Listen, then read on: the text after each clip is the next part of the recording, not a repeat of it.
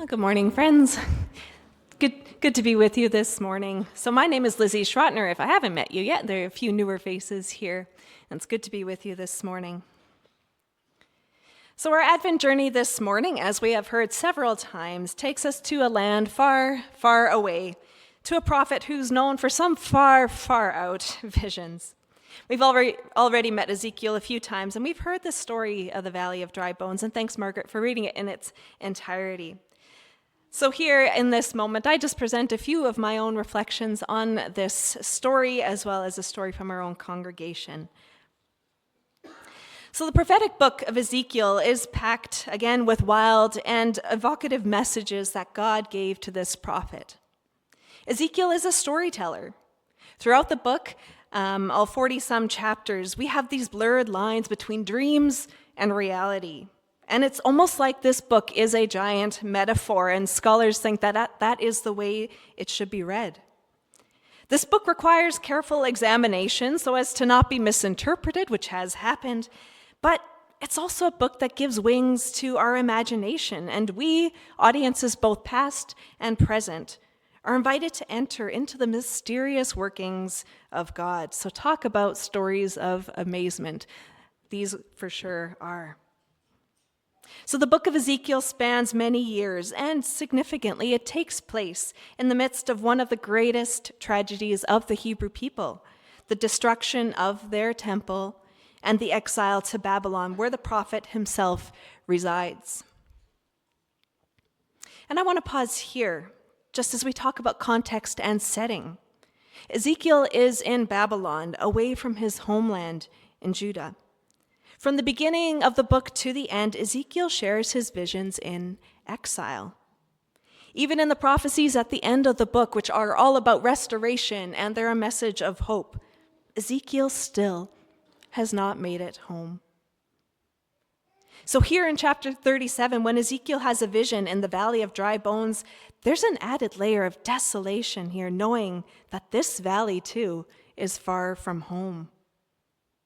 And it makes me wonder how the first audiences, or even later listeners and participants in the story, like Mary and Joseph, how they interacted with this fact, as we heard earlier from Mary and Joseph themselves. As they were traveling, as they were undertaking their own or going through their own exiles, how did they encounter this fact? The fact that this valley was far from home, this desolation was far from home. I wonder how they related to that fact. One more note on the setting here. The valley to which the Spirit of God brings Ezekiel is not a new one to Ezekiel. It's not the first time we see this valley, which I found interesting. The Hebrew at the beginning of the chapter 37, verse 1, is literally the valley, and it's thought to be a location that Ezekiel returns to again and again in his visions. Just like we have some particular spots that we go to where we commune with God, those places where we feel inspired, Ezekiel seems to have had those places as well. And it just made me wonder what his neighbors would have thought about that. Every time Ezekiel gets up and talks about the valley, I wonder what they're thinking. Are they thinking, oh boy, he's up again. What is he going to say this time? I wonder what their Babylonian captors or neighbors thought of too. I wonder if they asked about that guy, what did they say? Did they mumble something about not knowing Ezekiel? And I'm sure this is the experience that a lot of the prophets had that we encounter in the Old Testament. So this is a place that Ezekiel is returning to, a place that he's been before. But when Ezekiel visits the valley this time, it looks different. The vision centers on the bones, these lifeless bones, the remains and remnants of once living human beings. In the midst of exile, this is symbolic of how the people feel. The spirit and presence of God has departed from them, and God has turned their face away. As the bones say, we are dried up, and our hope is lost. We are cut off completely. Can these bones live? Again, thinking about the early listeners and audiences, I imagine they resonated with this text, with this part of the story, even if they hadn't been in exile themselves, even if they were 1 generation, 10 generations removed from this experience. I imagine they resonated with something in it, because the stories of the ancestors were theirs too. It was part of their story. That's what collective memory is. The stories of heartache and loss, the stories of joy and restoration, stories of amazement. These stories that tell us that we are part of something bigger. And recognizing this is kind of what Advent is all about. And that's why we do this year after year after year, sharing these stories. So in this valley of desolation, God asks, can these bones live? And what's the answer? With the shaking and a rattle, the answer is yes. The bones move and they come together. They are connected and encased with sinews and skin. But do they yet live? No. So with a breath, the Spirit moves in and animates the bodies, and they rise. For anyone else watching or seeing this, I'm sure this would have been terrifying, as we've all imagined in various points this morning. But for Ezekiel, nothing he couldn't handle, nothing unlike things he's seen before. These bones, once rent apart and dead, are now mended and alive. Can these bones yet live? The answer is yes. Yes, they can. In this vision, again, the bones represent the people of God who've been exiled and those whose hopes have been dashed to pieces, laying scattered in this desolate valley. But that is not the end of the story. The Spirit of God has not left them. And importantly, God wishes for their redemption. And that's one of the key messages from this whole book of Ezekiel. And what makes Ezekiel stand out from some of the other prophetic books like Isaiah and Jeremiah?